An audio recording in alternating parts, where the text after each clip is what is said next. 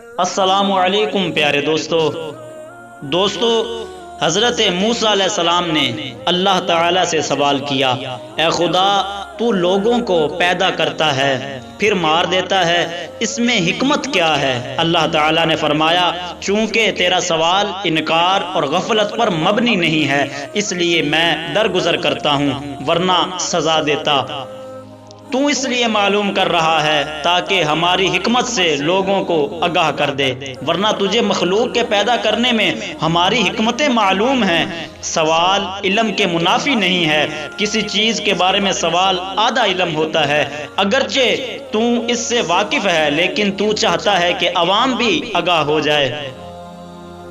کسی چیز کا علم ہو جانے کے بعد ہی اس چیز کے بارے میں سوال جواب ہو سکتا ہے۔ علم ہی گمراہی اور ہدایت کا سبب بنتا ہے، جیسا کہ نمی اور تری ہی پھل میں شیریں کے علاوہ تلخی بھی پیدا کرتے ہیں۔ ملاقات اور تعارف سے دوستی اور دشمنی پیدا ہوتی ہے، اور غذا سے ہی صحت اور بیماری دونوں پیدا ہوتی ہیں۔ اے موسیٰ، تو ناواقفوں کو حکمتوں سے واقف کرنا چاہتا ہے، اس لیے تو جاہل عارفانہ برت رہا ہے۔ ہم بھی اس کے علم سے انجان بن کر اس کا جواب دیتے ہیں۔ پھر میرے رب نے جواب میں موسیٰ علیہ السلام کو حکم دیا، کہا کہ کھیتی بو دو۔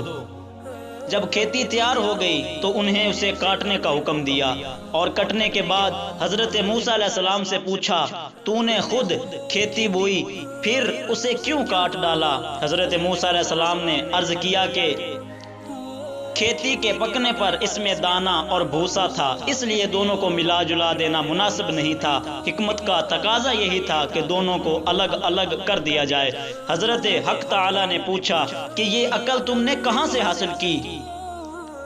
حضرت موسیٰ علیہ السلام نے عرض کیا کہ یہ عقل اور دانش آپ کی عطا کردہ ہے۔ تو دوستو، میرے رب کریم نے فرمایا کہ یہ عقل اور دانش مجھ میں کیوں نہ ہوگی؟ دیکھو، انسانوں کی روحیں دو قسم کی ہیں، ایک پاک دوسری ناپاک۔ سب انسانی جسم ایک رتبے کے نہیں ہیں۔